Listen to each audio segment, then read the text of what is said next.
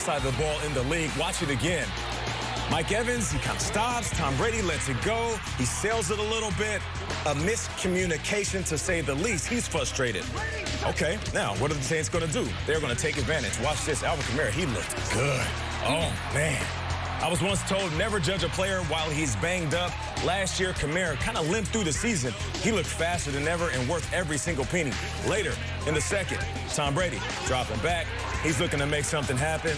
And no, that is incomplete. Brady is furious. He's looking at the ref, talking to the ref. He's saying, make the call. Tom Brady passionate.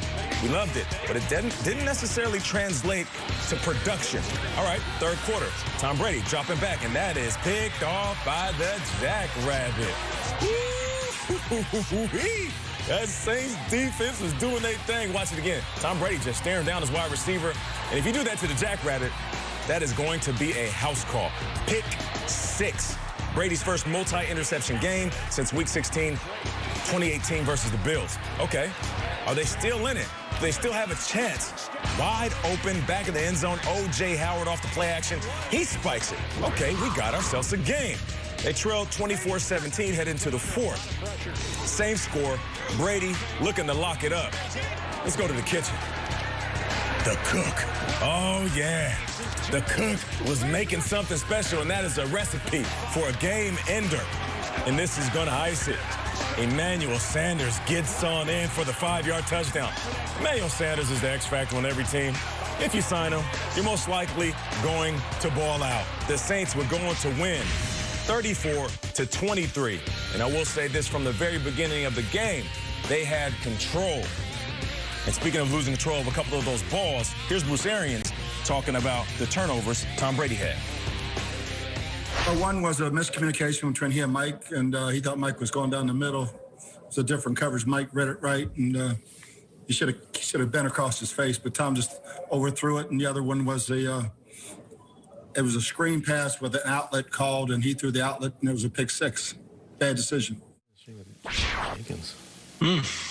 Wow, Bruce Arians putting both of those picks on Tom Brady's head, defending the receivers and other players. We'll dig into all of this throughout the show, of course. How concerned are you, Peter, with Brady's Week 1 performance? That defense got after him. Didn't look good, Kay. Did not look good. And what really is interesting is that the Buccaneers were sloppy yesterday. So there was that strange kickoff play where they made a special teams error. There was a blocked kick. There's a lot of things that the Patriots don't make those mistakes. The Patriots never have issues. The Patriots are always disciplined. There's not sloppiness. So here's Brady overthrowing receivers and looking at them and saying, come on, like, what are we doing here? Well, last year we sort of said, look who he was throwing to. It was N'Keal Harry and Jacoby Myers. And we almost had built-in mistakes and excuses for Brady. I don't know. Evans and Godwin are pretty good receivers. Fournette and McCoy are pretty good running backs. I think Ronald Jones played fairly well. O.J. Howard looked good. Like, Brady didn't look great, and the Buccaneers did not look so crisp yesterday.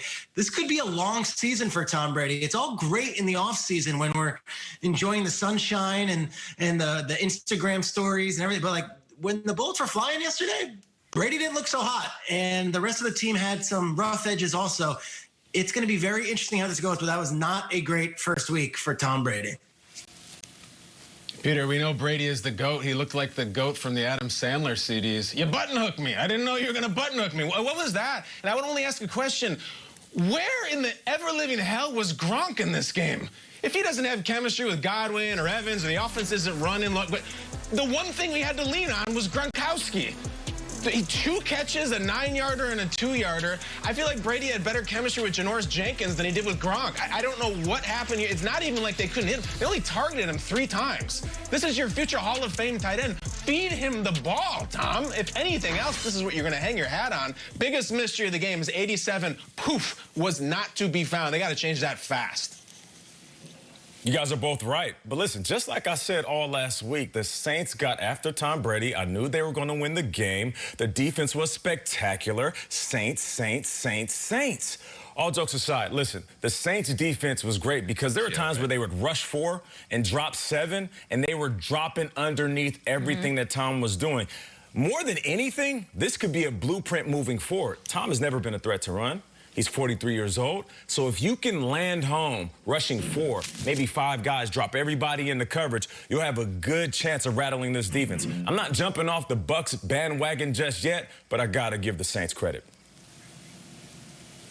You're so right. We've seen it before. We've seen the blueprint. The Giants left it twice and got Super Bowls off of it. You have to be aggressive. It's a high-risk strategy, of course. You know, he'll dink and dunk you to death. But they were aggressive. It played off.